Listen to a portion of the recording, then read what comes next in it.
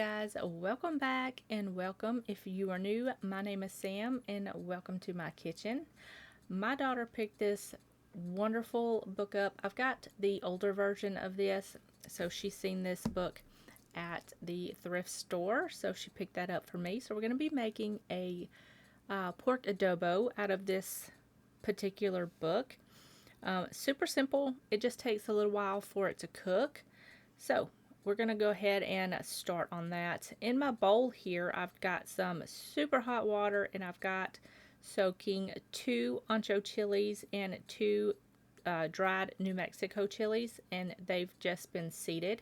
Just put them in there, poured the hot water over them, and then just let them soak while I did everything else.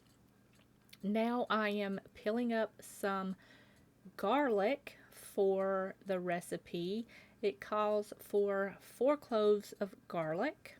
So I'm just going to chop these up and get these ready to go into the little mini blender I've got, or the food processor I've got here.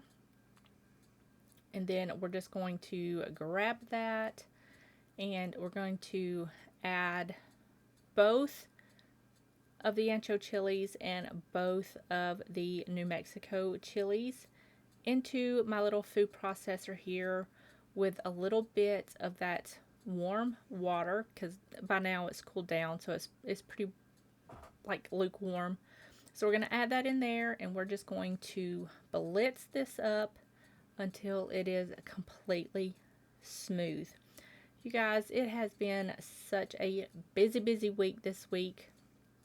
A lot of spring cleaning I've got going on. So much to be done.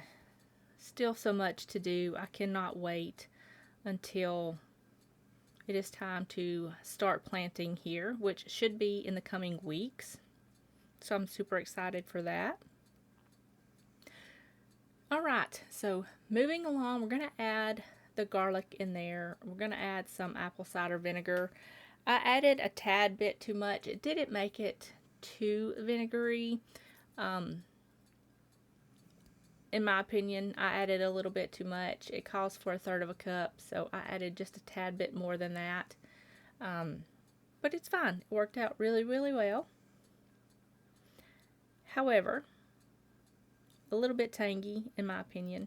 We're going to add some salt and pepper, and then we're going to add some spices in there. Now these spices are different than the other adobo that I make, but it's still absolutely delicious. We're going to add in some cumin seeds. These were tucked so far in the back of my counter or my cabinet. I had to go digging for them, but I found them. I always keep spices on hand. I've got tons of spices. So we're going to add that. We're going to add some oregano, salt and pepper, some ground coriander, and a little bit of cinnamon. And we're just going to blend that up until it is completely smooth. Now, moving right along, we're going to kind of like sear up some pork.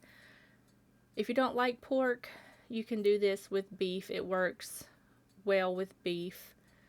So I've got just a bone-in pork shoulder here, and I'm going to season this up on both sides and put this into my Dutch oven, and we're going to sear this up just a couple of minutes on both sides just to get a little bit of flavor onto the meat.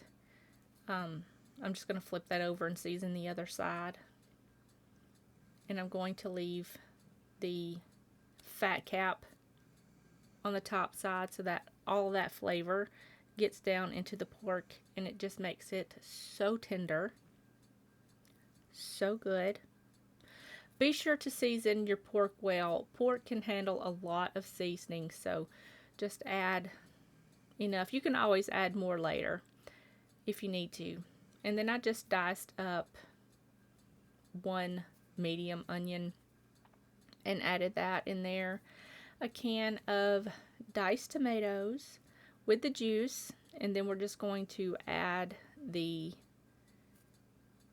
adobo mixture on top. kind of spread that around and make sure it's all evenly coated onto the pork so it gets nice and flavorful.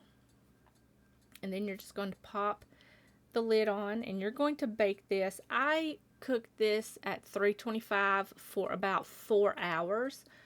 But if you get the boneless pork shoulder, you can chop it up into like little small cubes and put it in there and kind of mix it with the adobo seasoning, and then it should cook about an hour and a half, 2.5 hours. Or you can put this in a crock pot and just let it go all day long. It should take about 10 hours or so on low in the crock pot. However you do it, it's going to work just fine. And it's absolutely delicious. Now I just made some rice, super simple. You've seen me make rice on this channel so many times. I just pop it into the Instant Pot, equal amounts rice to water, put it in there, hit the rice function, and I let it do its thing. So simple. And to go with this, I'm going to make some green beans. Now this recipe it said it was garlicky green beans, but it wasn't too garlicky to me. I don't know. But I just added some olive oil, some butter to the pan, some green beans. I seasoned those up with some salt and pepper. And then I just added in about 3 cloves of garlic, a little bit of red pepper flakes, and I gave that a toss and checked the seasoning, made sure it was seasoned very well with some salt and pepper. Now it's time to shred up this pork. This shredded so easy. It just fell right off the bone. So I just pulled that all off the bone and shredded it up into like bigger chunks.